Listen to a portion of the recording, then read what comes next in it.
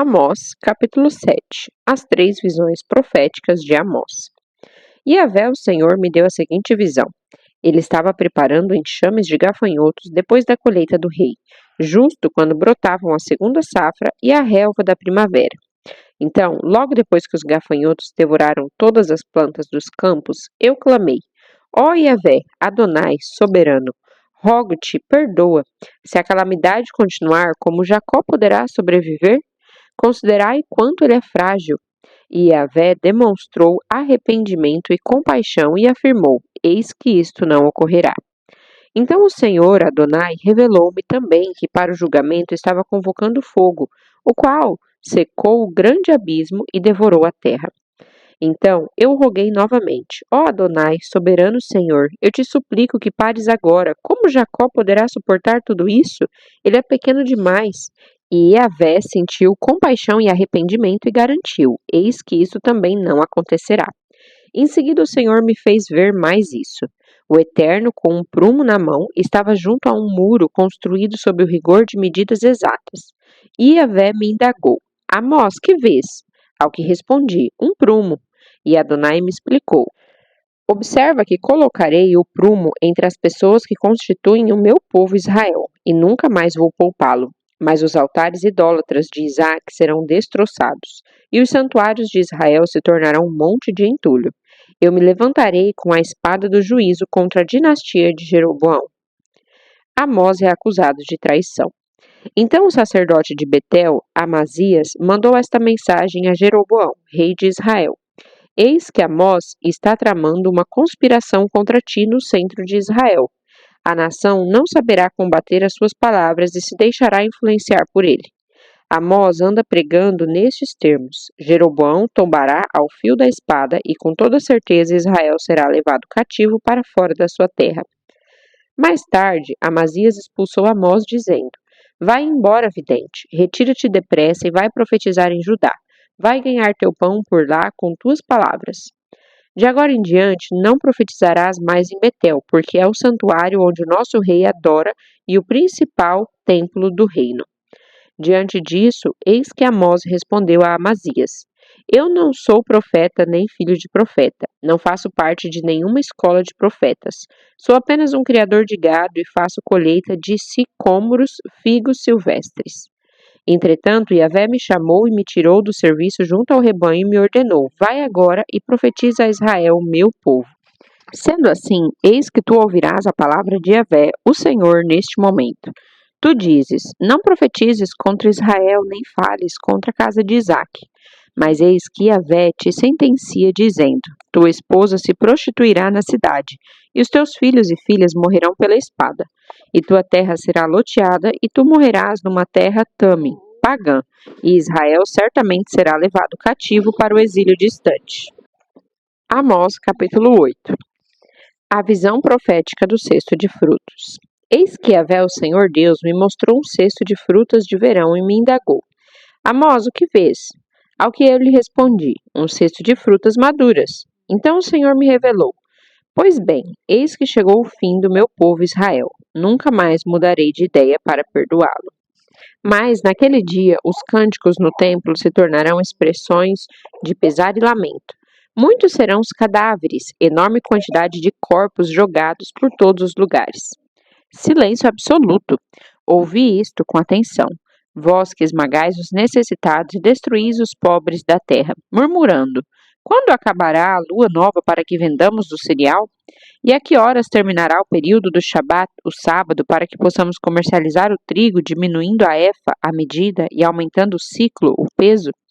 Enganando a muitos com balanças adulteradas, e assim podendo comprar o pobre mediante a prata, para que se torne servo, e o necessitado por um par de sandálias, vendendo até palha de trigo? Yahvé jurou contra a arrogância de Jacó: Jamais esquecerei de nenhum dos atos que eles praticaram. Porventura não estremecerá toda a terra por causa disso? Não pranteará todo aquele que nela habita? Certamente toda esta terra se erguerá como Nilo, será agitada e logo em seguida afundará como o próprio ribeiro do Nilo. Eis que naquele grande dia, assegura Yahvé o soberano, farei o sol se pôr ao meio-dia e em plena luz do dia escurecerá toda a terra. Transformarei as suas festas sagradas em velório e todos seus cânticos de júbilo em murmúrios de pesar. Farei com que todos vistam roupas de luto e rapem a cabeça em sinal de profundo lamento. Farei daquele dia um dia de dor e luto por um filho único, e o final desse dia como uma tarde de profunda amargura.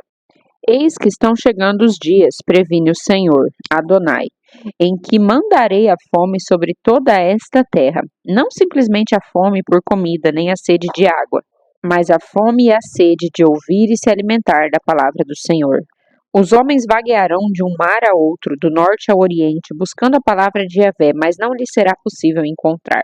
Naquele dia, as moças bonitas e os rapazes vigorosos desmaiarão de sede. Aqueles que juram por Ázima e outros deuses pagãos, vergonha e pecado de Samaria, e os que proferem, juro pelo nome do seu Deus, Odã, ou ainda juro pelo poder de Berseba, todos tombarão ao fio da espada para nunca mais se levantar. Amós, capítulo 9. Os juízos de Deus são inexoráveis. Eis que contemplei Adonai, meu Deus, junto ao altar, e ele me ordenou: bate no topo das colunas para que tremam os umbrais, e despedaça-os sobre a cabeça de todos os presentes. Quanto às pessoas que sobrarem, eu as matarei ao fio da espada. Ninguém conseguirá fugir, nenhum deles escapará. Mesmo que escavem até o Sheol, as profundezas, dali a minha mão os alcançará e os tirará. Ainda que subam aos céus, de lá os farei descer. Se tentarem se esconder no topo do Carmelo, lá os caçarei e os prenderei. Se buscarem as profundezas do mar para se ocultarem dos meus olhos, darei ordem à grande serpente e ela os morderá. Ainda que sejam levados ao cativeiro por seus inimigos, ali ordenarei que a espada os extermine. Eis que me colocarei em vigilância permanente para lhes fazer o mal e não o bem. Pois Adonai, o Senhor dos Exércitos, é o que toca a terra, e ela se derrete, e todos os seus habitantes pranteiam. Adonai ergue toda a terra como o Nilo, e depois diminui suas águas como o ribeirão do Egito. Ele constrói suas câmaras no céu e firma a sua abóbada sobre a terra. Ele reúne as águas do mar e as espalha como deseja sobre toda a superfície da terra. Yahvé é o seu nome. Ó israelitas, não sois vós para comigo como os etíopes? Porventura não livrei Israel da terra do Egito e os filisteus de Caftor, Creta, e os sírios de Kir? Ora, os olhos de Deus, Adonai, estão contra este reino pecador, e eu o eliminarei da face da terra, mas não destruirei por completo a casa de Jacó, assegura Yahvé.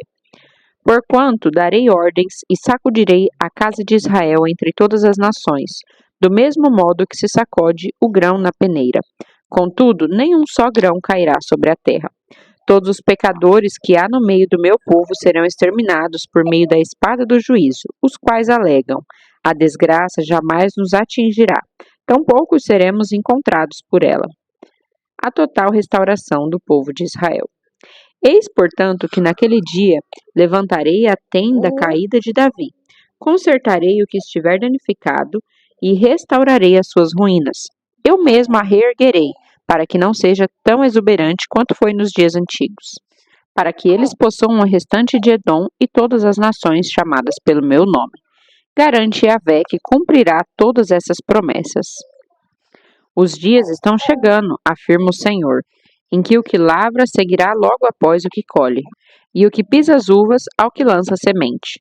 E os montes destilarão vinho novo e saboroso, e todas as colinas se derreterão. Então trarei de volta Israel, o meu povo expatriado terá nova sorte. Eles haverão de reconstruir as cidades a partir das suas ruínas, e nelas habitarão em paz. Plantarão vinhas e beberão do seu bom vinho. Cultivarão pomares e comerão do seu fruto. Assim haverei de plantá-los no seu território, para nunca mais serem desarraigados da terra que lhes outorguei. Assegura Yahvé, o seu Elohim, Deus.